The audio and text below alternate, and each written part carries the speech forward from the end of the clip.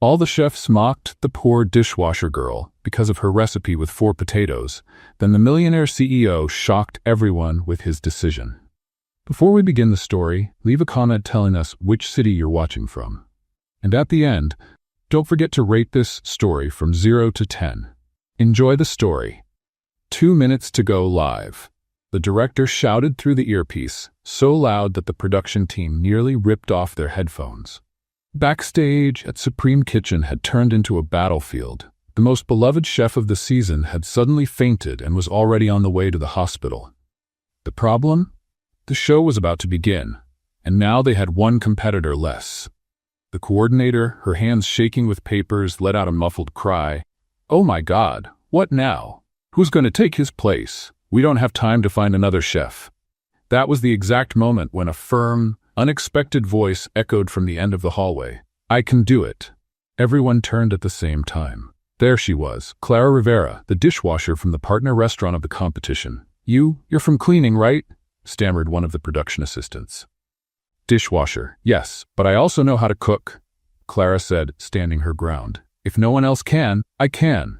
I just need a chance." The show coordinator let out a nervous laugh. "A dishwasher? You must be joking." Backstage, some contestants exchanged looks and chuckled quietly. One of them, visibly annoyed with the situation, sneered, "What's she gonna make? Soap suds puree?" But Clara didn't back down. "Let me try. I've got 4 minutes, right? I only need basic ingredients. I'll do what I know. If it goes wrong, you can cut me out. No drama." "This is television suicide," the director shouted. "It's better than going live with an empty station, isn't it?" Clara shot back. "Worse than a bad dish is an empty show." The stage coordinator looked at the countdown clock. 26 seconds. She looked at the director, then the host, then the desperate crew. There was no more time. "If it's a disaster, the blame falls on you," she warned, pointing a finger. "I'm already used to splashes," Clara replied, smiling with sarcasm. The director, with no other choice, gestured in agreement. "Put her in. Get her dressed. Get her makeup, now." Clara was pulled by 2 assistants like a rocket. They threw a new apron over the old one, clipped a mic to her waist, and sprayed setting spray on her face without even asking. She was pushed onto the stage, her heartbeat louder than the show's theme music. From the judge's box, Victor Lancaster watched closely. Billionaire, owner of the largest restaurant chain in Austin. He was the most feared judge of the competition, and also the most mysterious. While everyone whispered about the shame of putting a dishwasher on stage, he remained silent, eyes fixed on Clara with a slight smile on his lips. The host, nervous and confused, held the microphone. "Ladies and gentlemen, we are live nationwide with the 3rd season of Supreme Kitchen directly from Austin." The audience cheered. "Tonight we'll have incredible dishes, exciting challenges, and a last-minute surprise." He looked down at the card in his hand, then at Clara, who tucked her hair behind her ear, trying to look calm. "And our last competitor is—" He swallowed hard. "A dishwasher?" The audience let out a wave of murmurs. The cameras zoomed in on Clara. Her smile was calm, but her eyes knew exactly what she was doing. Chef Connor, one of the contestants and also the owner of a prestigious restaurant, laughed loudly, shaking his head with disdain. "This is going to be fun." And while the audience judged Clara with their eyes, she walked to the makeshift kitchen on stage, as if stepping into her own destiny. "Competitors, you have exactly 45 minutes to prepare a traditional American dish," announced the host, raising his hand dramatically in the air. "The clock starts now." A deafening noise filled the studio. Pots clanging, knives chopping, ovens firing up. The professional chefs rushed like Olympic athletes toward their premium stations, overflowing with expensive ingredients: fresh lobster, truffles, caviar, prime cuts of meat. Clara stood still for 2 seconds, watching the chaos around her. "Hey, dishwasher!" shouted Chef Connor, holding a giant lobster in his hands. "You just gotta stand there like a statue?" Clara smiled and waved at him as if greeting a friendly neighbor. "I'm just seeing where you all won't go," she answered, calmly walking in the opposite direction. While everyone else fought over the finest ingredients, Clara went straight to the basic stock. There she found everything nobody wanted: plain potatoes, onions, garlic, simple herbs, ordinary eggs. She picked up exactly 4 medium potatoes and tucked them into her apron as if they were treasures. 4 potatoes? One of the contestants laughed. What are you making, cafeteria mashed potatoes? No, Clara answered without even looking at him. I'm making something you've never seen before. The nearest camera zoomed in on her face. Clara winked at it with the ease of someone who had just shared an inside joke. Backstage, the production coordinator was biting her nails. Is she really doing this? With potatoes? My God, this will be a meme by tomorrow. It's going to be a disaster. Relax, said the director, eyes glued to the monitor. Let her work. Sometimes the unexpected is what makes good television. Back in the kitchen, Clara had turned her station into a graceful routine. She peeled the potatoes with precise movements, sliced them paper thin, seasoned them with sea salt and herbs no one had even noticed. Chef Connor, preparing a sophisticated lobster with champagne, made sure to pass close to her station. Wow, what an interesting smell, he said mockingly.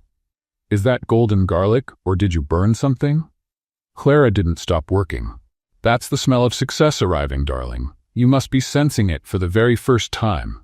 Some production assistants who overheard tried to stifle their laughter. Connor turned red and went back to his counter, muttering something about people with no manners. Time was ticking, and the contrast was striking. While the other chefs piled on expensive ingredients and complicated techniques, Clara did something completely different. She worked calmly, smiling as if she were cooking at home for her family.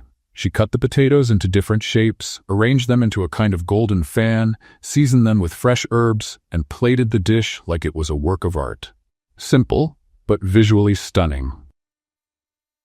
10 minutes, the host shouted. Panic set in among some contestants. One was clearly nervous, dropping ingredients. Another murmured recipes under his breath as if reciting a prayer. Clara stayed calm, adjusting the final details of her dish. How can you be so calm?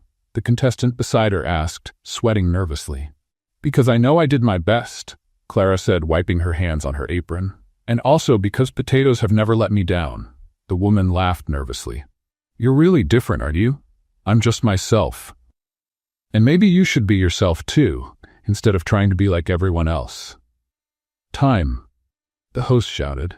Everyone stopped immediately. Some chefs still tried last-second touches, but the assistants were already collecting the plates. Clara stepped back and looked at her creation. 4 potatoes transformed into something that looked like it belonged in a 5-star restaurant, yet carried the soul of homemade food. Looks like our surprise is finished, Chef Connor said, eyeing Clara's plate with disdain. Well, at least it's creative. Thank you, Clara replied, giving an exaggerated bow. Coming from you, that's almost a compliment. The judges began tasting the dishes. Victor Lancaster remained silent, watching every movement, every expression of the others. The first dish tasted was Connor's, lobster with champagne and herb foam. The judges approved politely. Impeccable technique, elegant presentation, the head judge commented. Connor smiled proudly and glanced sideways at Clara. Next, they tasted the other dishes. Polite comments, some constructive criticism, nothing that drew much attention. Until they reached Clara's plate. The first judge picked up a fork, cut a piece of the golden potato, and took a bite. He chewed slowly, stopped, chewed again, closed his eyes. Wait, he said softly. He took another piece. This time, he combined it with the herbs and the caramelized onions Clara had made as a side. His expression changed completely. Wait, who made this? He asked, looking directly at Clara. The entire studio fell silent. Even the audience stopped murmuring. Clara raised her hand timidly. Sorry if it's not good. Not good, the judge said, still chewing. It's extraordinary. The second judge, curious now, tried it too. Her eyes widened. Wow, how did you get this flavor? She asked. It's just potato, Clara replied, shrugging. Good potato, well seasoned with care. Victor Lancaster, who had remained quiet until then, asked to taste. He cut a generous piece, smelled it first, then took a bite. He chewed slowly. Clara held her breath. Victor closed his eyes for a long moment, then opened them and looked straight at her. Where did you learn to cook? He asked, his voice showing genuine surprise. From my mother, Clara answered. She always said the best food isn't the most expensive. It's the one made with intention. Chef Connor, seeing the judge's reaction, started to look visibly uncomfortable. With all due respect, he interrupted. But these are just potatoes. Anyone can make this. Clara turned to him with a sweet smile. Then why didn't you? The audience let out a collective, "Ooh." Victor Lancaster almost choked, trying to hide a laugh. The host, noticing the tension and the renewed interest of the audience, stepped closer.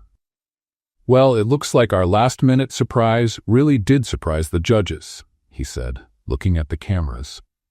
"Who would have thought 4 simple potatoes could cause such an impact?" The silence in the studio was so thick you could hear the buzzing of the cameras. Victor Lancaster was still holding his fork in the air, as if trying to process what he had just tasted. Suddenly, he stood up from the judge's table and began walking toward Clara. The production team panicked quietly, not knowing what was going on. Victor stopped right in front of Clara, who was nervously wiping her hands on her apron for the 5th time in a row. "Who are you really?" Victor asked with an intensity that made the audience hold their breath. "And why on earth are you washing dishes instead of running a kitchen?" Clara blinked a few times, as if trying to understand whether this was real or if she had fainted from nerves. "Well," she began, looking around and seeing all the cameras pointed at her. "I'm Clara Rivera. I'm 28. I live in a 1-bedroom apartment I share with 3 cockroaches who pay rent in breadcrumbs. The audience laughed, and I'm washing dishes because no one has given me a chance." "Until now," she finished, shrugging as if it were the most obvious thing in the world. Victor stayed silent for a moment, just watching her. Clara started to feel uneasy under his intense stare. "Are you all right, sir?" she asked, tilting her head. "You look like you swallowed a frog, or an entire lobster." More laughter from the audience. Victor shook his head as if snapping out of a trance. "Clara Rivera," he repeated her name slowly. "Do you have plans after you leave here?"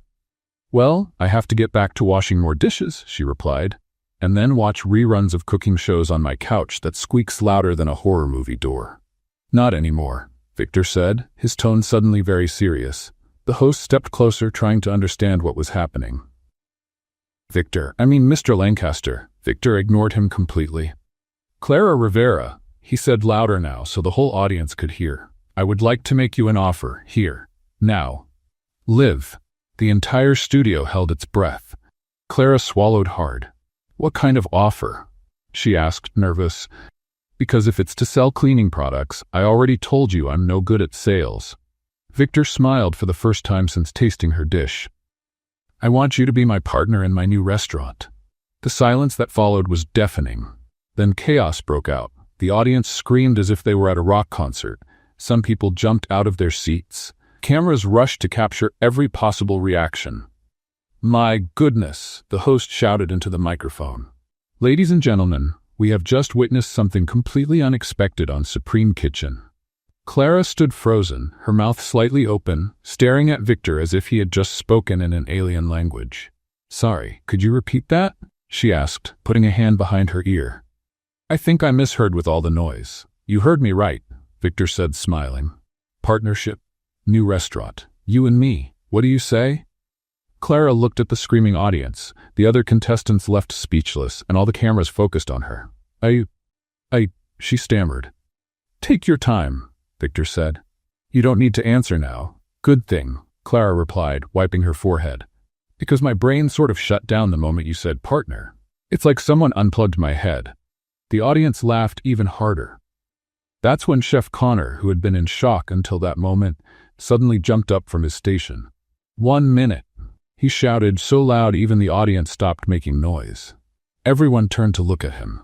Connor was red with anger, pointing his finger at Clara. "She stole my recipe," he yelled, storming toward the center of the stage. "This is fraud." The studio went silent again.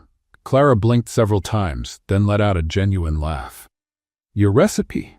she asked, pointing at the 4 potatoes on the plate. "Do you have a registered recipe for peeling potatoes?" "Don't get smart with me," Connor shouted. "I saw you snooping around my station before the show started." "Sweetheart," Clara said, with the patience of someone explaining something to a stubborn child, "I didn't even know you existed before today. And besides, if you have a secret recipe for potatoes, maybe you should share it with the world. It would be a revolution in farming." Some contestants started chuckling quietly. Connor grew even more furious. "You're making a fool out of me." "I don't have to do anything," Clara replied, folding her arms. You're doing a great job all by yourself." The audience burst into laughter and applause. The host tried to regain control of the situation. "Well, folks, it seems our night is full of surprises." "Surprises?" Connor interrupted. "This is a scandal, a fraud. There's no way she made that with simple ingredients." "Why not?" Clara asked, genuinely curious. "Do you think a good potato only works if it costs $50? Victor, who had been watching the whole argument in silence, stepped closer to Connor. "Chef Connor," he said, his voice calm but firm, "do you have any proof of what you're accusing her of?" Connor hesitated for a moment. Well, it's obvious. Nobody cooks like that on the first try." "Oh, I see," Clara said, shaking her head. "So if I cook well, it's because I cheated. If I cooked badly, it would be because I'm just a dishwasher." Interesting logic. I must have missed that lesson in school. The audience applauded even louder. Victor looked at Connor with an expression that didn't hide his disappointment. "I think you need to calm down," he said. "I will not calm down," Connor shouted. "This is unfair. She doesn't deserve to be here." Clara sighed and looked straight into the cameras. "Folks at home," she said, waving, "look closely. This is the moment we find out who has class and who has, well, whatever it is that Connor has." And while Connor kept protesting and the audience laughed, Clara stood there, still processing the craziest offer she had ever received in her life, with the composure of someone who had just won the lottery and was still trying to figure out if the ticket was real. Connor wasn't finished. In fact, he was just getting started. "Don't believe her," he shouted, pulling his phone from his pocket with the urgency of someone who had just discovered the cure for cancer. "I have proof." The host tried to get closer, but Connor was already frantically tapping on his phone. "Here," he yelled, holding the device in the air like a trophy. "My assistant filmed everything backstage." Victor folded his arms, clearly annoyed with the drama, but Connor was already handing the phone to the technical director. "Put this on the big screen," Connor demanded. "Show everyone what this opportunist did." Clara watched all the fuss with the look of someone watching a bad comedy movie. "Opportunist?" she repeated, placing her hand on her chest in a theatrical gesture. "Wow, Connor, you know me so well. Want to be my biographer?" The image appeared on the studio's giant screen. There was Clara, a few minutes before the show started, walking through the production area, picking up ingredients from the basic stock. "Look," Connor pointed at the screen like a detective presenting evidence. She had access to the ingredients before everyone else. She prepared everything in advance. The audience murmured, some visibly confused. Clara looked at the image of herself on the screen, then at Connor, then back at the screen. "Let me get this straight," she said, scratching her chin thoughtfully. "You're accusing me of taking potatoes from the stockroom? Potatoes that were there for everyone to take? You had extra time to plan," Connor insisted. "That's unfair advantage." Clara let out a genuine laugh. "Connor, sweetheart, you saw what I took, right? 4 potatoes and a few basic seasonings. If that's strategic planning, then every housewife is a military genius."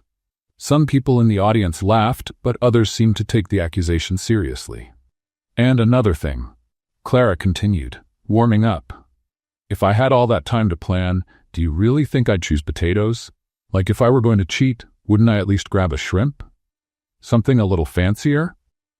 Victor watched everything in silence, his expression growing darker. Connor, realizing he was losing ground, went for a personal attack. "Everybody can see she has no professional experience," he shouted. "A dishwasher doesn't make this kind of dish. It's impossible," Clara repeated, one eyebrow raised. "Connor, you just said I stole your potato recipe. Now you're saying I don't know how to cook. Could you pick one accusation and stick with it? You're confusing me." The audience laughed, but some of the judges seemed to actually be considering Connor's words. "Maybe we should look into this more carefully," one of the judges murmured. Clara felt the mood shifting.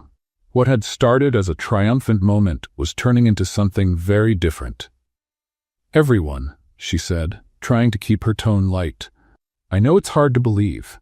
I'm still trying to understand how I got this far myself. But I swear on my mother's memory that I didn't do anything wrong." "Anyone can say that," Connor muttered. "True," Clara agreed. "Anyone can say anything. Like you saying you have talent for cooking.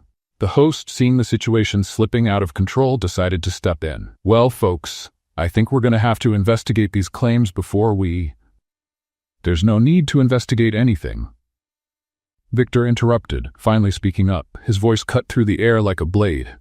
"I've been watching her from the moment she walked on stage. I saw every move, and I can assure you there was nothing wrong." Connor turned to Victor, eyes blazing. "You're defending her because you made that ridiculous proposal in front of everyone. Now you can't take it back." Victor took a step toward Connor, and everyone could feel the tension. "Watch how you speak to me," Victor said with a dangerous calm. But the damage was already done. Doubt had been planted. Cell phone cameras in the audience started recording, people whispered to each other, and Clara could feel the weight of judgmental stares. "All right," she said, raising her hands. "I think I'll go. Clearly my presence here is causing more confusion than joy." "Clara, wait," Victor called. "No, really, it's fine," she answered, already untying her apron. "It was fun while it lasted. Thank you for the experience." And just like that, Clara Rivera walked off stage, leaving behind a studio in turmoil and a millionaire who, for the first time in years, didn't know exactly what to do. The next day, Clara was back at her usual spot, the sink at Romano's restaurant, washing dishes as if nothing had happened. Except everything had happened. Her phone wouldn't stop ringing. Reporters, curious strangers, people offering outrageous contracts. She turned it off and put it away in the cupboard. "At least the dishes don't judge me," she murmured to herself, scrubbing a particularly dirty pan. She was so focused on her work that she didn't notice when someone walked into the kitchen. "Excuse me," said a familiar voice. Clara turned and almost dropped the pan on the floor. There was Victor Lancaster himself, standing in the middle of Romano's tiny kitchen, wearing a suit that probably cost more than her yearly salary. "What are you doing here?" Clara asked, glancing around to see if anyone else had noticed his presence. "I came to talk to you," Victor answered simply. "If this is to apologize for yesterday's mess, don't bother. I'm over it already. I mean, it's been almost 24 hours, practically an eternity," she said, going back to scrubbing the pan with more force than necessary. Victor watched her work for a moment. "You're not going to ask about the proposal?" he said. "What proposal?" Clara asked without looking at him. "The one you made in front of millions of people and then had to swallow because of the scandal? That proposal?" "The proposal still stands." Clara stopped scrubbing and slowly turned toward him. "I'm sorry, what?" Victor stepped closer. "The partnership, the restaurant, everything I said yesterday, it still stands." Clara let out a disbelieving laugh. "Victor, I don't know if you noticed, but I'm pretty much persona non grata in the culinary world right now. Connor practically accused me of being some kind of food spy." "Connor's an idiot," Victor said, as casually as if he were commenting on the weather. "Maybe so, but a lot of people believed him." Victor crossed his arms and looked straight into her eyes. "I didn't believe him." Clara held his gaze for a long moment, trying to read something in his expression. "Why are you doing this?" she finally asked. "Because last night I tasted the best dish I've had in 15 years of my career," Victor answered. "And because I know how to recognize talent when I see it." Clara shook her head. "This is crazy." "Probably," Victor agreed. "But sometimes the best decisions are the craziest ones." He extended his hand to her. "Come with me," he said, with a smile she hadn't seen before. "I believe in you." Clara looked at Victor's outstretched hand for so long that he started to wonder if she had fallen into some kind of trance. "Are you all right?" he asked, giving his hand a small wave in the air. "I'm just trying to calculate how many dishes I'd have to wash to make what you probably spend on ties each month," she replied, still staring at his hand. Victor laughed. "A lot of dishes, like a lot as in many, or a lot as in, I'll need several lifetimes." "Several lifetimes," he confirmed. Clara sighed dramatically. "Fine, you convinced me, but I have one condition." "What is it?" "I do everything my way," she said, crossing her arms. "No turning me into the female version of Connor. If you want my talent, you have to accept my personality too." Victor extended his hand again. "Deal." Clara shook his hand and made a face. "Wow, you have really soft hands for a chef." "I don't cook anymore," Victor replied. "I only manage." "Oh, you're one of those chefs who became a desk boss," Clara said, shaking her head. "How sad." It's like a bird that forgot how to fly. Maybe you'll remind me how to fly again. Clara looked at him with genuine surprise. Wow, that was almost poetic. Did you practice that line in the mirror? A week later, Clara was standing at the entrance of Victor's new restaurant kitchen, taking in what would now be her workplace. It was stunning. State-of-the-art equipment, marble counters, tools that probably cost more than her car. My goodness, she whispered. This looks like the Starship Enterprise, but for food. Do you like it? Victor asked, appearing beside her. It's beautiful, Clara replied, but also a little intimidating. Like, I'm afraid of touching something and breaking it. You're a partner now. You can break whatever you want. Perfect, because I'm famous for breaking things, she said, walking toward the center of the kitchen. That's when she realized she wasn't alone. There were at least 10 employees in the kitchen, all standing still, all staring at her. Hi, everyone. Clara waved cheerfully. I'm Clara, the former dishwasher who caused all that fuss on TV. The silence that followed was so awkward, Clara could almost hear it. Tough crowd, she muttered to Victor. One of the cooks, a tall, thin man with a sour expression, stepped forward. So you're the famous Clara Rivera, he said in a tone that made it clear famous wasn't exactly a compliment. In the flesh, Clara answered, giving a small bow. And you are Tony Richardson, sous chef for 15 years. 15 years? Clara exclaimed. Wow, you must have seen a lot. I have, including plenty of people who think one TV appearance makes them chefs. Clara blinked a few times. Wow, you got straight to the point, didn't you? No sugarcoating, no small talk. I like it. It's refreshing. Tony looked surprised at her reaction. Look, Tony, Clara continued, walking right up to him. I know you all must be thinking, who's this crazy woman who showed up out of nowhere and now wants to run our kitchen? And you're right to think that. The other employees exchanged glances. But here's the truth, Clara said, looking around to include everyone in the conversation. I don't want to boss anyone around. I want to work with you. Learn from you. And maybe you'll pick up a thing or two from me too. What can a dishwasher possibly teach us? Asked one of the cooks, a blonde woman in her 40s. Clara smiled. How to make the best dish with the worst ingredients. How to be creative when you don't have money. How to turn simplicity into something special. That sounds very nice, Tony said, clearly unconvinced. But a professional kitchen is not the same as cooking at home. True, Clara agreed. But you know what's the same? What makes good food truly good? Love, attention, and a little bit of soul. Soul doesn't pay the bills, someone muttered from the back. That's true too, Clara laughed. But happy customers do. And customers are happiest when they eat something made with care, not just with technique. Victor, who had been watching the whole exchange in silence, stepped forward. Everyone, he said, Clara is going to be our creative consultant and a partner in the restaurant. I expect you all to treat her with the respect she deserves. Of course, Mr. Lancaster, Tony replied, though his tone was still far from warm. Once Victor left, Clara was alone with the team. The atmosphere was as heavy as a badly made bean soup. All right, folks, she said, clapping her hands. Since we'll be working together, how about we start with something simple? Can someone show me where the basic ingredients are? Basic? Asked the blonde cook. We have foie gras, truffles, caviar. No, Clara interrupted. The basics.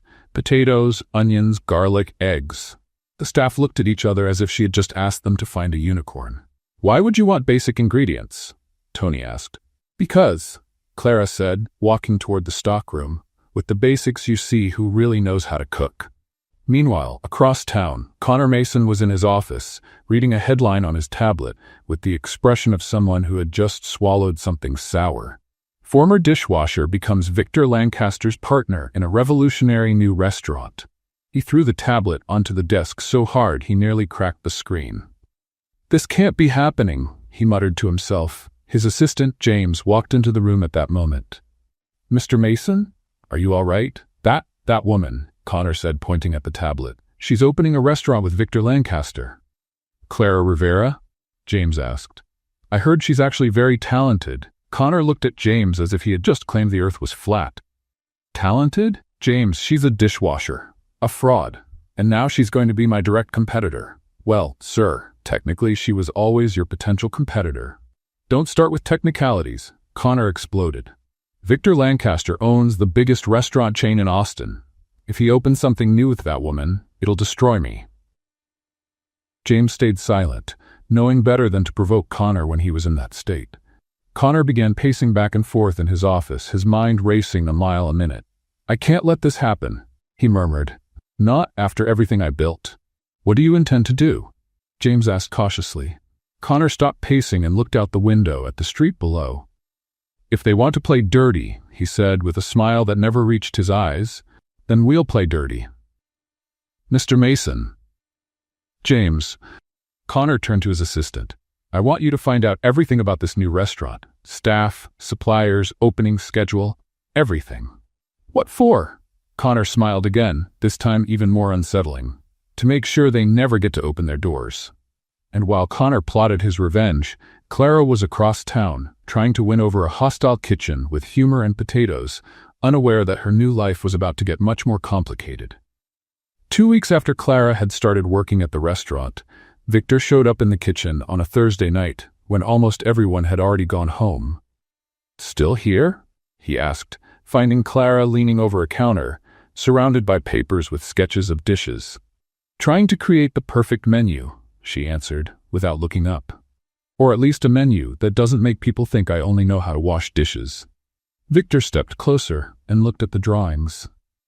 They were simple but creative, dishes that turned ordinary ingredients into something special. "This looks great," he said. "Liar," Clara replied, but she smiled.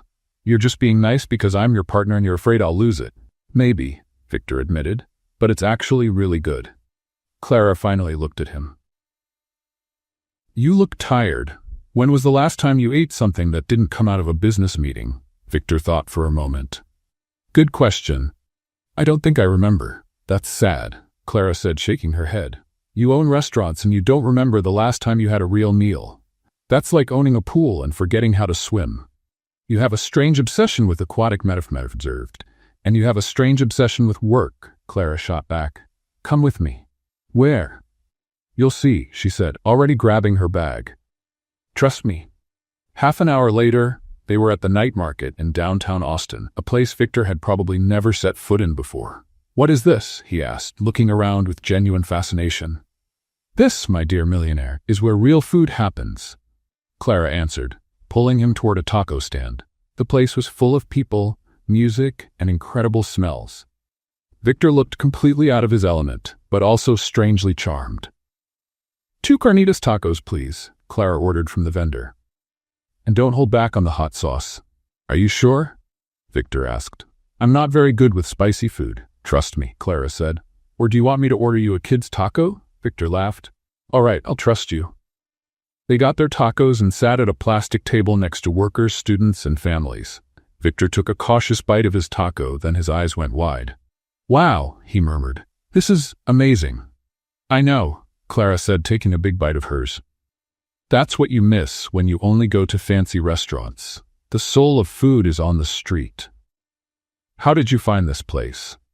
"When you earn a dishwasher salary, you learn where to find good, cheap food," she explained. "This guy here makes the best tacos in Austin, and he doesn't even have formal training. He learned from his grandmother." Victor looked around, watching people laughing, talking, eating with their hands. "It's been a long time since I've seen this," he said. "Seen what?" "People just happy with food," Victor answered. "Not analyzing, not criticizing, not posting pictures, just eating and being happy." Clara watched him for a moment. "Do you remember when cooking made you happy?" Victor stayed silent for a long time. "Sometimes," he finally said. "But it was a long time ago." "That's a shame," Clara said, "because you have incredible talent. I saw your old recipes online. They were brilliant. You researched me?" Clara blushed slightly. "Just a little, maybe a few hours, or maybe the whole night," she admitted. "But it was for professional reasons. I wanted to understand who I was working with." Victor smiled. "And what did you find out?" "That you were a brilliant chef who one day just stopped cooking and became a businessman," Clara said. "And that you have a very nice smile when you're not being Mr. Serious Executive." They looked at each other for a moment. The music of the market kept playing in the background. People passed by chatting, but it felt like they were in a bubble. "Clara," Victor began. "Yes?" He leaned closer to her at the little plastic table. I wanted to tell you that. Suddenly, a flash blinded them. Then another, and another. Got it, someone shouted. Victor Lancaster on a romantic date with the ex-dishwasher. Victor pulled away from Clara so quickly he nearly knocked over his chair. No, he muttered. No, more flashes, more photographers appearing out of nowhere. How did you find us? Victor asked, clearly frustrated. Mr. Lancaster, a reporter shouted. Is it true that Miss Rivera seduced you to get the partnership? What a stupid question, Clara said, standing up. Of course I did. My plan was exactly that. Work as a dishwasher for years waiting for a millionaire to show up. I'd make a few tacos and he'd fall hopelessly in love with me. Brilliant, right? Clara, don't answer them, Victor said, grabbing her arm. Miss Rivera, another reporter shouted. Is it true that Mr. Lancaster was pressured by his family not to get involved with someone from a lower social class? Victor stopped walking. Listen carefully, he said, his voice cutting the air like a knife. Anyone who publishes anything about this will hear from my lawyer. I'm not joking. They managed to leave the market, but the mood was completely ruined. In the car, the silence was deafening. Victor, Clara began. I'm sorry, he said, not looking at her. I didn't know they were following us. It's all right. It wasn't your fault. Yes, it was, Victor interrupted. I should have known. This always happens when I go out in public. Clara watched him drive, his jaw tight, his knuckles white on the steering wheel. Are you sorry you took me there? She asked quietly. Victor didn't answer right away. No, he finally said. But maybe we should keep our relationship professional. Clara felt like she had been punched in the stomach. Oh, was all she could say. The next day, the photo was everywhere in the tabloids. The main headline read, Millionaire seduced, ex-dishwasher wins over restaurant tycoon in intimate date. Clara read the article with a heavy heart. According to the report, she was an opportunist who had used her feminine charms to manipulate Victor and get a position she didn't deserve. When she arrived at the restaurant, everyone looked at her strangely. Did you see the news? Tony asked with a mean smile. I did, Clara answered, trying to stay composed. Interesting career strategy, he commented. Tony, Clara said, turning to him, have you ever thought that maybe, just maybe, things aren't exactly the way the papers say? Of course not, he replied. Newspapers never exaggerate anything. Clara took a deep breath. She was determined not to let it affect her work, but when Victor showed up in the kitchen an hour later, pretending she didn't exist, her heart broke a little more. Across town, Victor was in his office, talking with his press advisor, David Chen. The article was bad, David was saying. But it will pass. It always does. I know. Victor replied, but he seemed distant. You did the right thing by keeping your distance from her, David went on. Relationships with employees always get complicated. She's not just an employee, Victor said. She's a partner. Even so, David, Victor cut him off. I didn't pull away because I'm afraid of the press. You didn't? Victor looked out the window toward the restaurant. I pulled away because, he hesitated, because I'm starting to care about her. Really care. And that scares me more than any newspaper article ever could. David was silent for a moment. Is that good or bad? I don't know yet. Victor answered. I just know I can't let my feelings get in the way of her work. She deserves to succeed on her own merits. And while Victor struggled with his feelings, Clara was in the kitchen, trying to pretend her heart wasn't breaking a little more each time he ignored her. A week after the incident at the night market, the big day finally came, the pre-opening of the restaurant Roots, which Clara had insisted on naming because, as she put it, that's where good food comes from. The event was packed. Food critics, influencers, important people from Austin, and even a few curious ones who had managed to get invitations. Clara was nervous, but tried to cover it with her usual humor. All right, everyone, she told the kitchen staff. It's just one night. If we're lucky, tomorrow we'll still have jobs, Tony rolled his eyes. What an inspiring speech. Thank you, Clara replied. I practice in the mirror every day. Victor stepped into the kitchen, looking sharp in his dark suit, but Clara pretended not to notice him. Since the paparazzi incident, they had barely spoken. How are things going here? He asked, addressing Tony more than Clara. Everything's under control, Tony replied. Perfect, Victor said, and walked out without so much as a glance at Clara. Subtle as an elephant in a china shop, Clara muttered under her breath. The first 2 hours went flawlessly. Plates left the kitchen like works of art, the guests seemed satisfied, and Clara finally began to relax. That's when things started to go wrong. "Table 12 is complaining," said a waiter, coming back from the dining room with a puzzled look. "They say the salmon tastes like detergent?" Clara frowned. "Detergent? That's impossible. I tasted that salmon 15 minutes ago."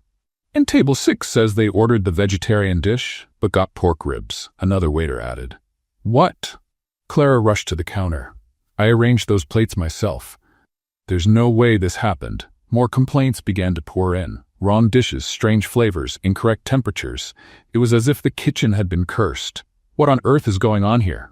Victor stormed into the kitchen, clearly frustrated.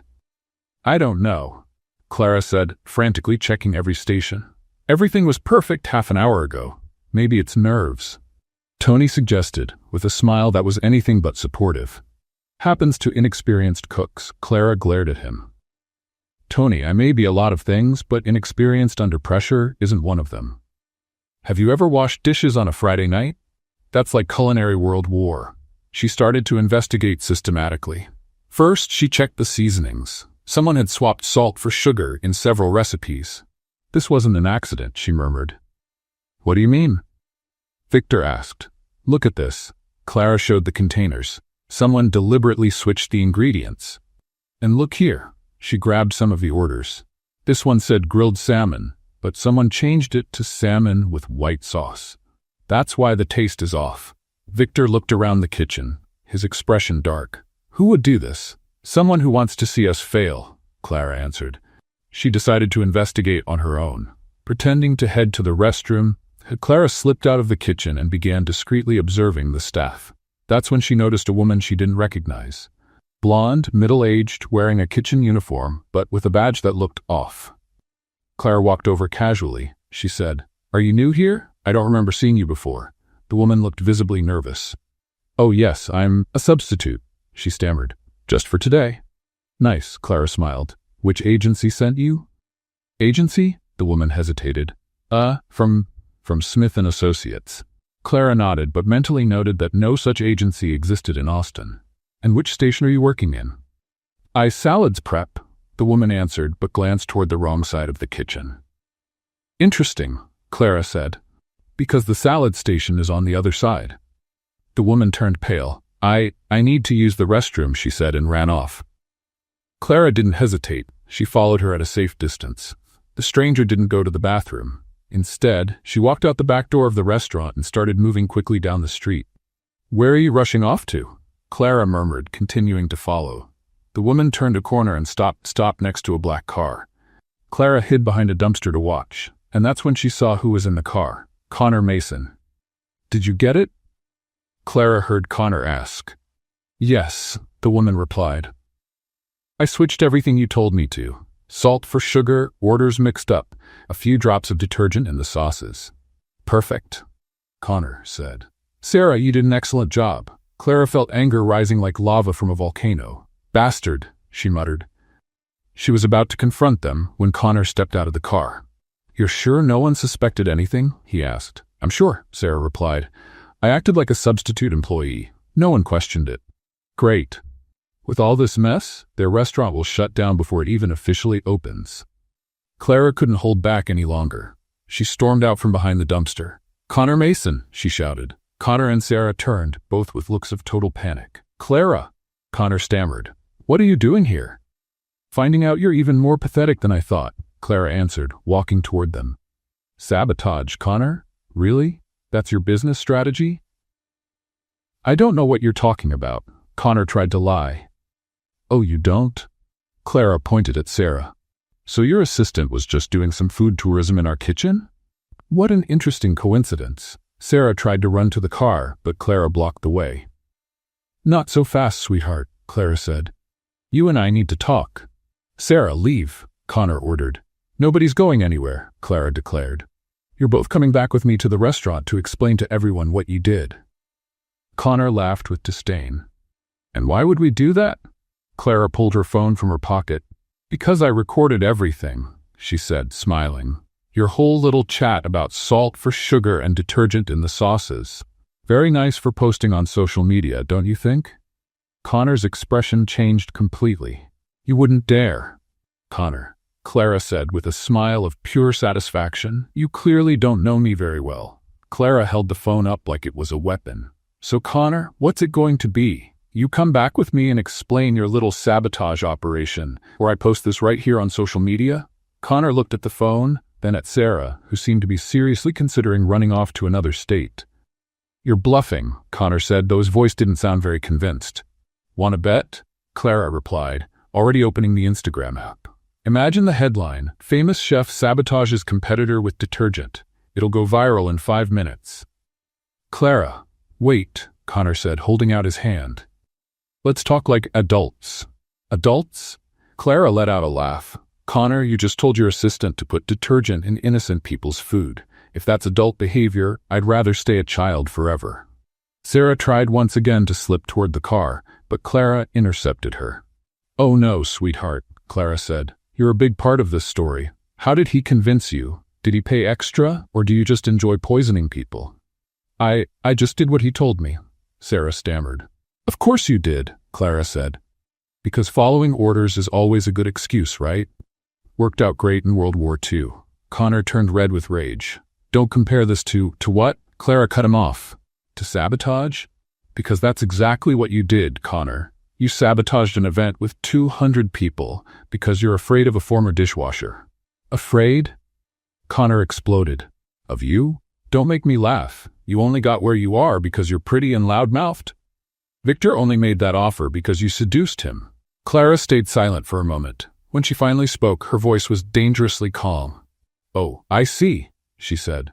So I don't have any talent at all. Is that it?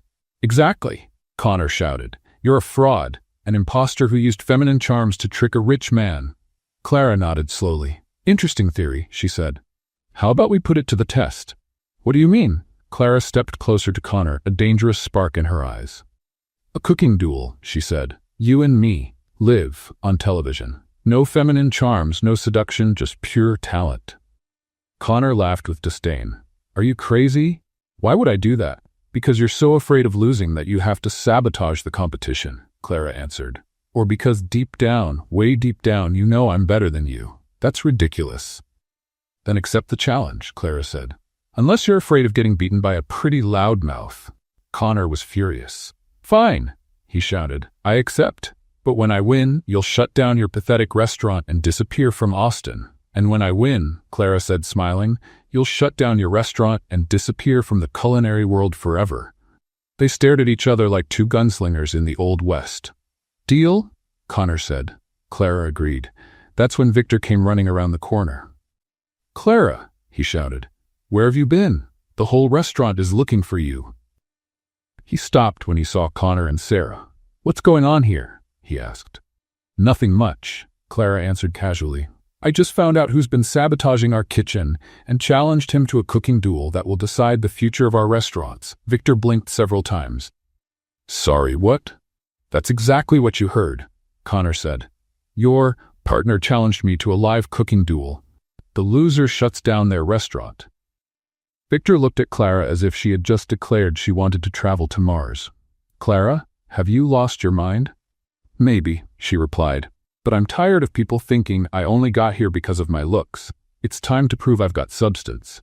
And if you lose, I won't lose. Clara said with a confidence she didn't even know she had. Victor stayed silent for a long moment, processing the situation. You know what? He finally said. This is a brilliant idea. Connor and Clara looked at him, surprised. What do you mean? They both asked at the same time. Pure marketing.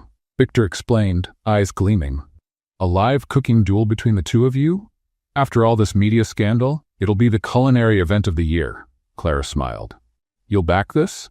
Not only will I back it, I'll turn it into the biggest culinary event Austin has ever seen, Victor said. Connor, are you ready for this? Connor hesitated for a moment, probably wondering if he had gotten into something bigger than he imagined. Of course I am, he said, trying to sound confident. Perfect, Victor said. I'll call the Supreme Kitchen producers tomorrow. How about 2 weeks from now? 2 weeks. Clara swallowed hard. Isn't that too little time? It's enough time for you to train, Victor said. Unless you're afraid. Afraid? Clara laughed. Please. I was just worried Connor might not be able to learn how to cook in 2 weeks. Connor turned purple with rage. You'll regret this, he muttered. The only thing I'll regret, Clara replied, is not having done this sooner. 2 weeks, 14 days to prepare for the most important showdown of her life. How did a simple dishwasher end up in a situation like this? In the following days, Clara dedicated herself to training as if it were the culinary Olympics. She woke up at 5 in the morning, stayed in the kitchen until midnight, testing recipes, perfecting techniques, creating new dishes. Victor hired a nutritionist and a personal trainer to help her. But Clara was so focused she barely noticed the extra care. You need to rest, said Tony, who ironically had become one of her biggest supporters after discovering Connor's sabotage. Rest is for the weak, Clara replied, chopping vegetables with the precision of a surgeon. On the 10th day of training, Clara was trying out a new cooking technique when suddenly everything started spinning around her. Hey, guys, she said, holding on to the counter. Can someone stop the floor from spinning? It was the last thing she said before fainting. She woke up in the hospital, with Victor sitting by her bed looking worried. How do you feel? He asked. Like I was run over by a truckload of potatoes, Clara replied. What happened? You fainted in the kitchen, Victor explained. The doctor said your blood pressure is sky high and you're under extreme stress. At that moment, Dr. Williams entered the room. Miss Rivera, he said, I need you to understand the seriousness of this situation. Your body is in a constant state of alert. If you continue like this, you could develop serious heart problems. Clara tried to sit up in bed.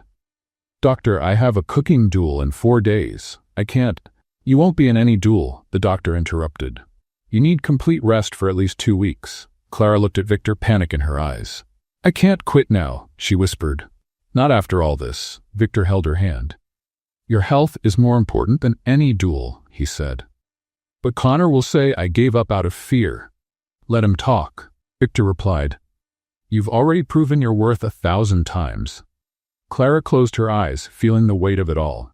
In 4 days, she would have to face Connor in the most important duel of her life, and now she wasn't even sure she'd be strong enough to stand. Clara spent 3 days in the hospital, and Victor never left her side, not even to shower. He had turned the chair next to her bed into a kind of mobile office, with a laptop, papers, and an impressive collection of empty coffee cups.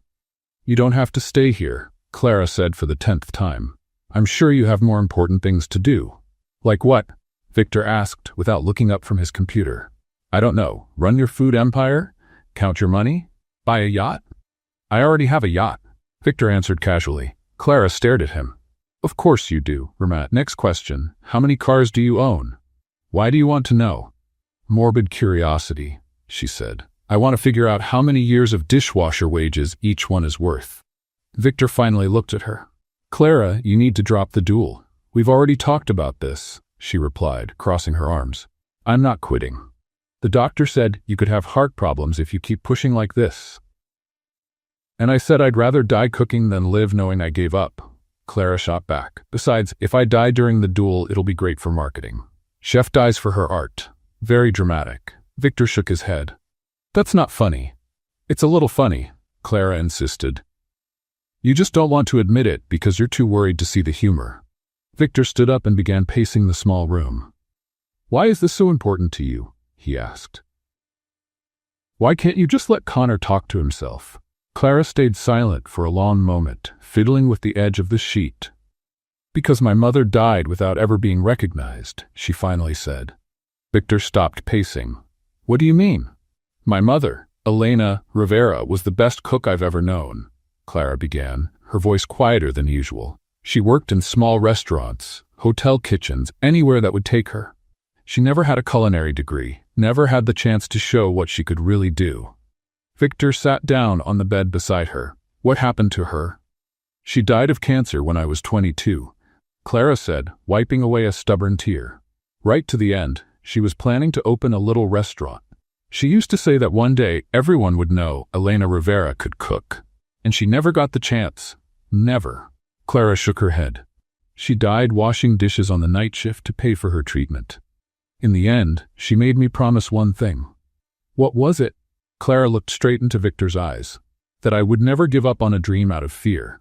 That if I ever had a chance to show my talent, I wouldn't back down. Victor understood. That's why you can't walk away from the duel.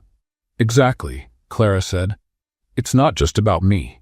It's about everyone like my mother, people with talent who never get the opportunity. If I give up now, I'm giving up on her too. Victor was quiet for a moment. Your mother would be proud, he said at last. You think so? I'm sure of it, Victor answered. She raised a daughter who doesn't back down from anything. That's a rare gift. Clara smiled for the first time in days. And what about you? She asked. Why did you stop cooking? Victor stiffened. It's a long story. I'm in a hospital, Clara said. I literally have nothing better to do than listen to long stories. Victor sighed and leaned back in his chair. I had a restaurant in New York, he began. Small, but it was growing. It had been my dream since I was a kid. What happened? A customer had a severe allergic reaction to one of my dishes, Victor said, his voice heavy with guilt. He ended up in the hospital. He almost died. Clara winced. Wow. But it was an accident, right? Of course it was, Victor replied. But at the time, I blamed myself completely. I thought, if I can't cook without putting people at risk, then I shouldn't be cooking at all. And that's when you became a businessman. Exactly. Safer to run restaurants than to cook in them, Victor said. At least that's what I told myself. Clara studied him for a moment. You know that's nonsense, right? What do you mean? Victor, accidents happen, Clara said. Do you think every chef in the world quit the first time someone choked on something? It's not the same. Yes, it is. Clara cut him off. You got scared and used that as an excuse to stop doing what you loved. Victor looked offended. That's not what happened. Yes, it was, Clara insisted. And you know how I know? Because I did the same thing. After my mother died, I spent years washing dishes instead of trying to cook professionally. I was afraid of failing, of not being good enough, of disappointing her memory. And what changed? You, Clara said simply. When you gave me that opportunity, I realized that the fear of trying was worse than the fear of failing. Victor looked at her with an expression she couldn't quite read. Clara. Yes, you're amazing. I know, she replied with a playful smile. But it's nice to hear you say it. Victor laughed and leaned closer. Do you always know what to say? Not always, Clara admitted. Sometimes I say nonsense, like now, when I'm nervous because you're so close and I probably look like I've spent 3 days in a hospital. You look beautiful, Victor said softly. Liar, Clara whispered. But keep going. And then finally, after weeks of tension, misunderstandings, and missed chances, Victor leaned in and kissed her. It was a gentle kiss, tender, full of all the feelings they had been holding back. Clara felt as if she had waited her whole life for that moment. When they pulled apart, she smiled. Took you long enough, she said. Was it worth the wait? Victor asked. Maybe, Clara replied. But I'll need a second opinion to be sure. Victor was about to kiss her again when a nurse walked into the room. Sorry to interrupt, she said with a mischievous smile, but someone's here with a summons for Miss Rivera. Clara and Victor quickly pulled apart. A what? Clara asked. A man in a suit entered the room carrying a folder of documents. Miss Clara Rivera? He asked. That's me, Clara answered, confused. I have a legal summons for you, the man said, handing her the papers. Mr. Connor Mason is filing an injunction to prevent you from participating in the cooking duel scheduled for this week. Clara snatched the papers from his hand and began reading quickly. What is he claiming? She asked, growing more irritated by the second. Physical and mental incapacity to compete, based on your recent hospitalization, the man explained. Clara looked at Victor, then back at the papers, then at the man. Can he do that? If the judge accepts the request, yes, the man replied. The hearing is tomorrow morning. After the man left, Clara stared at the papers with a mix of anger and disbelief. That man is a worm, she said. A crawling, cowardly worm. Clara? No, she cut him off. Don't you dare say, Clara, maybe it's for the best. Connor is trying to stop me from competing because he knows he'll lose, and I'm not going to let that happen. Victor sighed. What do you want to do? Clara stood up from the bed with renewed determination. I'm going to that hearing tomorrow, and I'm going to show the judge, Connor, and everyone else that I am perfectly capable of crushing any arrogant chef who stands in my way." And as Clara prepared herself mentally for yet another battle, Victor couldn't help but admire the incredible woman he was falling for more and more. The court hearing was faster than Clara expected. Victor had hired the best legal team in Austin, and when Connor tried to argue that she was mentally unstable for agreeing to a cooking duel, Clara's lawyer simply asked the judge if he thought all professional chefs should be considered insane. The judge laughed and denied the injunction. Connor walked out of the courtroom with the sourest expression Clara had ever seen. "See you on stage, darling," she shouted after him. "And this time, there won't be any sabotage to save you." 3 days later, the big day finally arrived. The studio of the show Duel of the Titans was packed. It was the most anticipated culinary event of the year, and tickets had sold out in 15 minutes. Clara was backstage, wearing a flawless chef's uniform that Victor had ordered made just for her. "How do you feel?" he asked, appearing by her side. "Like I'm about to throw up, faint, and run to another state all at once," Clara replied. "Other than that, I'm great." Victor smiled and held her hands. "You're going to do amazing, or I'll be completely humiliated on national television," Clara said. "But then again, that's already happened, so I know how it feels, Clara." "I'm joking." She cut him off. "Well, half joking. Honestly, I'm terrified, but I'm trying to cover it up with humor because it's my defense mechanism. Do you want me to stay here?" "No." Clara shook her head. "Go to the audience. I want to see your face when I win. And if you lose," Clara looked at him with a serious expression, "then you'll have to comfort me with ice cream and bad movies for the rest of my life." Victor laughed and kissed her forehead. "Deal." When Victor left, Clara stayed alone with her thoughts for a few minutes. She closed her eyes and tried to feel her mother's presence. "Mom," she thought, "if you're up there, now would be a good time to give me a little help." "Miss Rivera?" A production assistant appeared. "It's time." Clara took a deep breath. The studio was in total frenzy. The host, Michael Roberts, was practically shouting with excitement. "Ladies and gentlemen, welcome to the culinary event of the century," he roared. On the right side we have Connor Mason, renowned chef, owner of 3 Michelin-starred restaurants, and winner of 5 national competitions. Connor's supporters cheered loudly. He waved with his usual arrogance, clearly confident. And on the left, the host continued, we have Clara Rivera, the former dishwasher who conquered the world with 4 potatoes and a lot of talent. Clara's supporters cheered even louder. She waved shyly, still processing the fact that half the studio was rooting for her.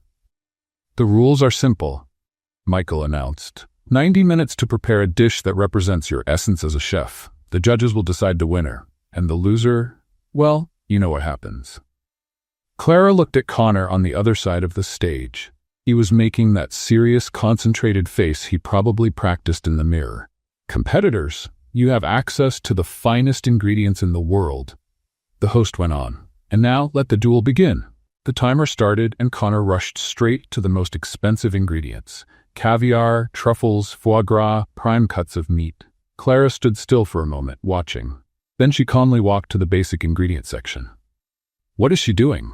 one of the commentators murmured. "Is she going for potatoes again?" Clara picked simple ingredients: chicken, potatoes, onions, garlic, fresh herbs, eggs. Things her mother would use. "Clara Rivera is clearly sticking to the same strategy that made her famous," another judge commented. "But will it work against a chef like Connor Mason?" While Connor set up a complex operation with molecular techniques and elaborate presentations, Clara began something completely different. She was making pollo de la abuela, grandma's chicken, her mother's special recipe. But it wasn't just any chicken. Clara had perfected the recipe over the years, adding techniques she had learned working in restaurants, while keeping the soul of homemade cooking. "Interesting choice from Clara," commented the chef judge.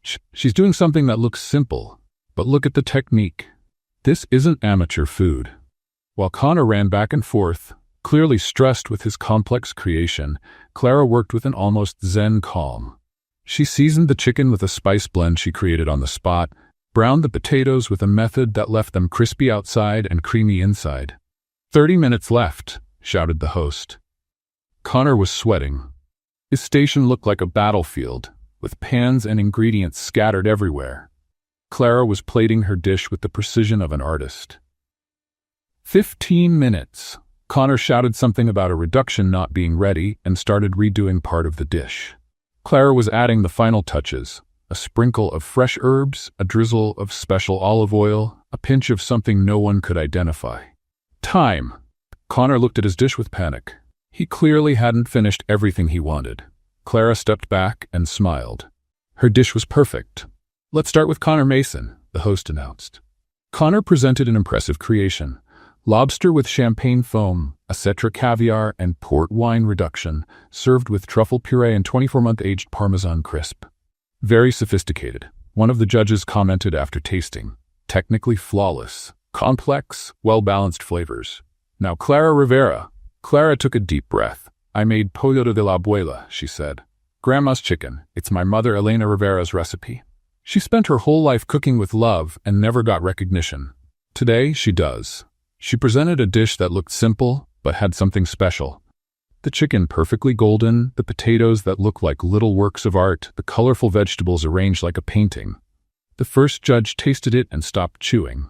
He closed his eyes. Tasted again. He began. It's extraordinary. The second judge completed. How did you achieve this flavor? It's the right mix of technique and love, Clara answered. The third judge tasted and immediately took another bite. Can I have more? He asked. The audience whispered in surprise. The three judges tasted Connor's dish again, then went back to Clara's, and then back to Clara's once more. The first judge murmured, in 20 years of judging competitions, I've never tasted anything like this. It's food that tells a story, said the second. It's not just flavor, it's emotion. Connor was starting to turn pale.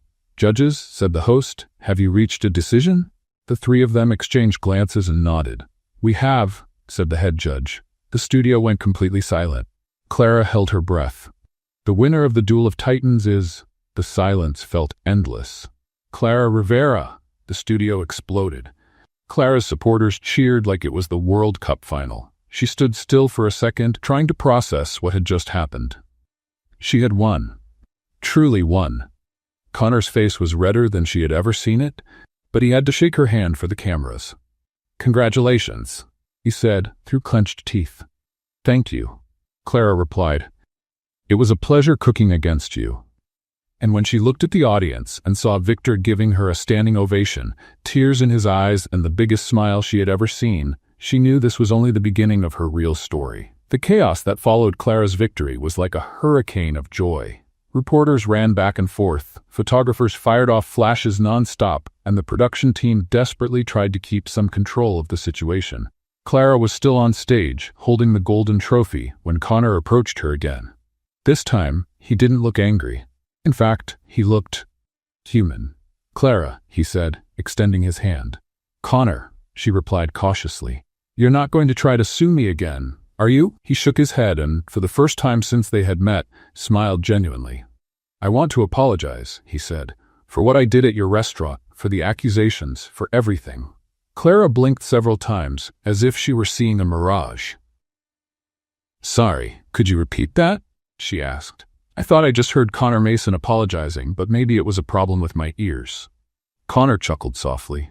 You heard me right, and I also wanted to say, you're an extraordinary chef.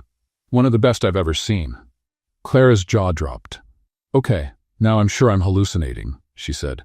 Can someone check if they put something weird in the water? I'm serious, Connor insisted.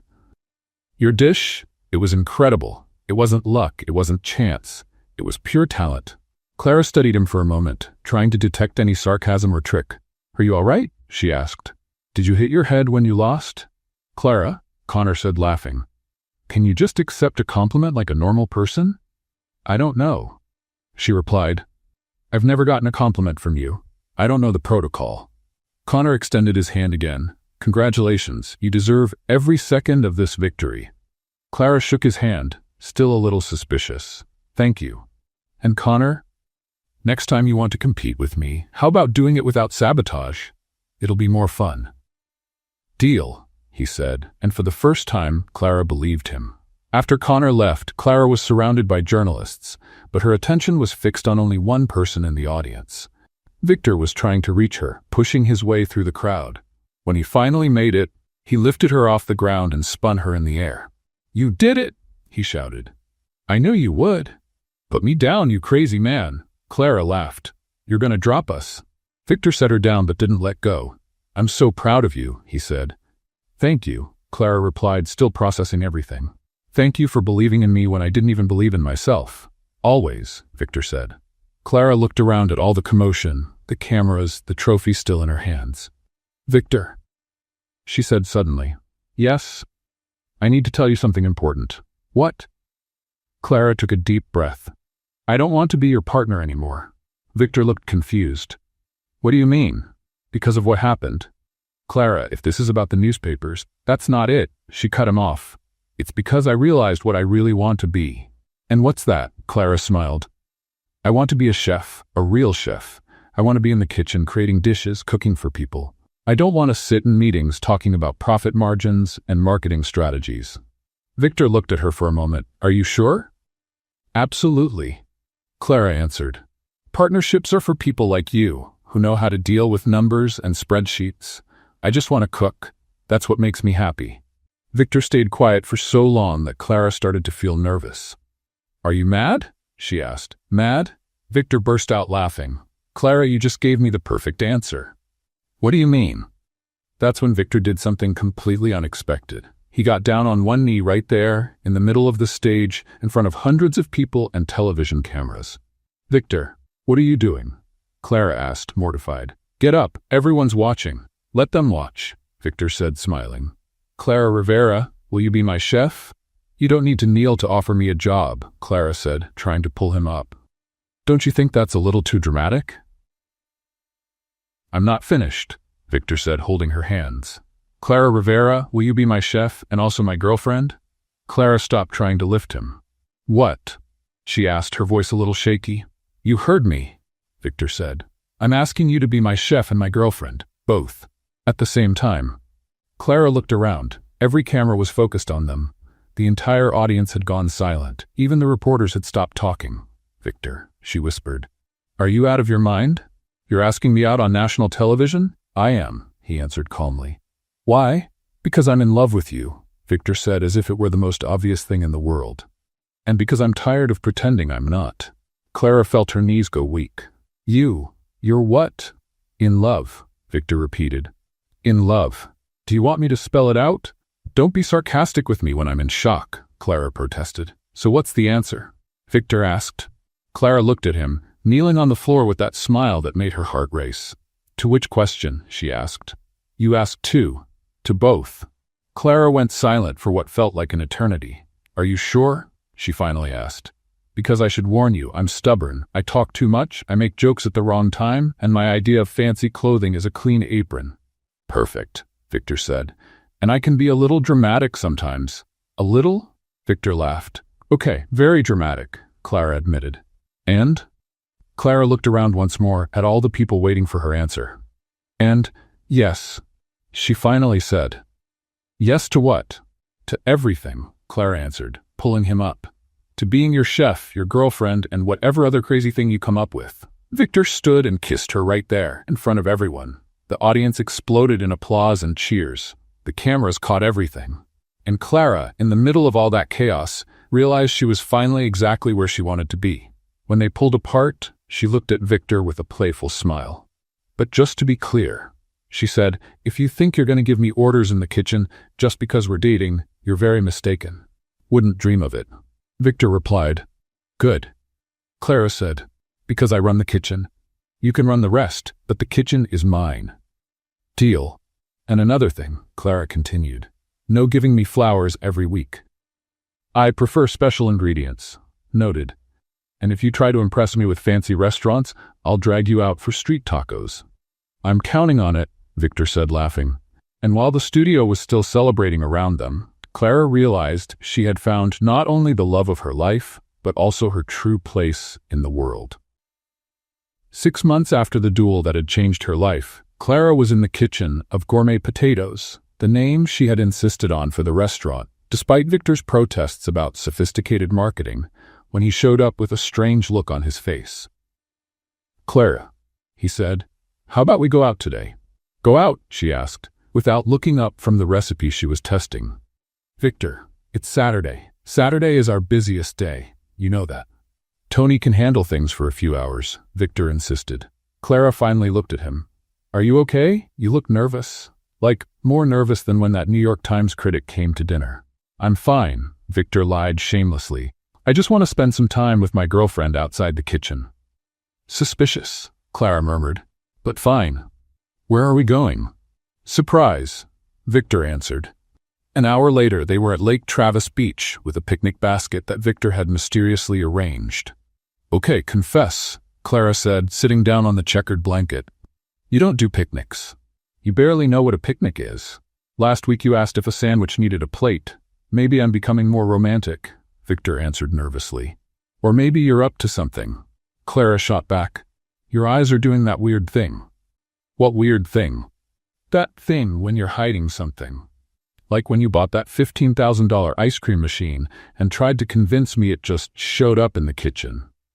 Victor laughed, but Clara noticed he kept fidgeting with his pocket. "Victor," she said suddenly, "is there something in your pocket?"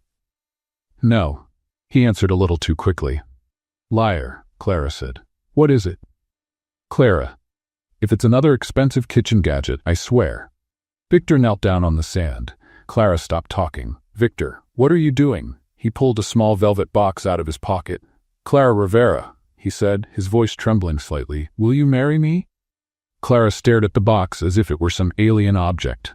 That's a ring?" she asked. "It's a ring," Victor confirmed. "A wedding ring? An engagement ring, technically." Clara kept staring at the box. "Clara?" Victor asked, worried. "Can you say something?" "You're asking me to marry you," Clara said, as if she were processing very complex information. "I am. On a beach, I am. With a picnic, I am." Clara finally looked at him. "Why not in the kitchen?" she asked. "I would have preferred the kitchen. That's where we met, where it all started," Victor laughed. "Because you would have gotten distracted with some recipe and forgotten to answer." "True," Clara admitted. "Yesterday I forgot you were talking to me because I was thinking about a sauce variation." "So?" Victor asked. "What's the answer?" Clara looked at him, kneeling in the sand, holding that little box. "Yes," she said. "Of course yes, you silly. Did you think I would say no?" Victor smiled with relief and slipped the ring on her finger. It was simple and elegant, exactly her style. "It's perfect," Clara said, admiring it. "But just to be clear, if you think marriage is going to make me cook less or complain less about your crazy ideas, you're very mistaken." "Wouldn't dream of it," Victor replied, kissing her. A year later, the restaurant Gourmet Potatoes was on the list of the top 10 in Austin. Clara had become a small celebrity, appearing on cooking shows and in magazines. Women from all over the country wrote to her, sharing how her story had inspired them to follow their own dreams. It was a Thursday night and the restaurant was packed for a special event. Clara was serving the dish that had changed her life, the famous 4 potatoes. "Ladies and gentlemen," she said to the guests, "this dish represents something very simple, that it doesn't matter where you come from or what your starting point is. What matters is what you do with what you have." The audience applauded, and Clara smiled, seeing Victor proud in the front row. "And now," she continued, "I have an announcement to make. Victor and I are getting married. Right here, in the restaurant, next week." The crowd erupted in cheers and applause. A week later, Gourmet Potatoes was decorated with simple flowers and golden lights. All the staff were there, dressed in their best uniforms. Tony, who had become one of Clara's biggest supporters, was officiating the ceremony. Apparently, he had a license no one knew about. Clara looked beautiful in a simple cream-colored dress, holding a bouquet made of herbs from the restaurant's garden. "Are you sure you want to get married in the kitchen?" the makeup artist asked. "Absolutely," Clara replied. "It's where I fell in love with him. Well, technically, it's where he tasted my food and fell in love with me, but the result's the same." When it was time for the ceremony, Clara walked through the restaurant floor to the kitchen, where Victor was waiting by the main stove. "Nice choice of place," he said, smiling. "Thought you'd like it," Clara answered. Tony began the ceremony in his own style. We're gathered here because these two crazy people fell in love in a kitchen and decided they wanted to stay together forever, he said. And as a witness to all this romance full of ingredients and spice debates, I can say they're perfect for each other. When it was time for the vows, Clara went first. "Victor," she said, "you gave me the chance no one else would. You believed in me when I didn't even believe in myself. And more importantly, you let me run the kitchen without complaining." Everyone laughed. "I promise to cook for you for the rest of my life, even when you ask for fancy dishes I don't know how to make. I promise to love you even when you buy expensive equipment without asking me. And I promise to always remind you that at the end of the day, the best food is made with love." Victor was clearly emotional when it was his turn. "Clara," he said, "you taught me that cooking isn't about technique or expensive ingredients. It's about putting a piece of your soul into every dish. You made me remember why I fell in love with cooking. And more importantly, you made me fall in love with you." He paused to wipe his eyes. "I promise to always support your dreams, even the wildest ones. I promise never to question your recipes, even when they involve strange ingredients. And I promise to always remember that you're the chef and I'm just the lucky guy who won your heart." "The rings," Tony announced. They exchanged simple wedding bands, made by the same jeweler who had crafted the engagement ring. "By the power vested in me by the state of Texas and the internet," Tony said with a smile, "I now pronounce you husband and wife. You may kiss the chef." Victor kissed Clara right there in the middle of the kitchen, surrounded by pots, stoves, and all the friends who had become family. When they finally pulled apart, Clara looked around at the restaurant full of happy people, the staff clapping and Victor smiling by her side. "You know," she said loud enough for everyone to hear, "to think it all started with potatoes and a crazy competition. And ended with a wedding in a kitchen." Victor finished. "It's not over yet," Clara said, with that playful smile he loved. "Now the real adventure begins." And as everyone laughed and celebrated, Clara knew she was right. This was just another recipe in her life. A pinch of craziness, a generous dose of love, and enough potatoes to feed all the dreams still to come. What did you think of Clara and Victor's story? Leave your opinion in the comments. On a scale from 0 to 10, what score would you give it? Subscribe to the channel and click the bell so you don't miss any of our stories. And take a moment to watch more touching stories right here on the final screen.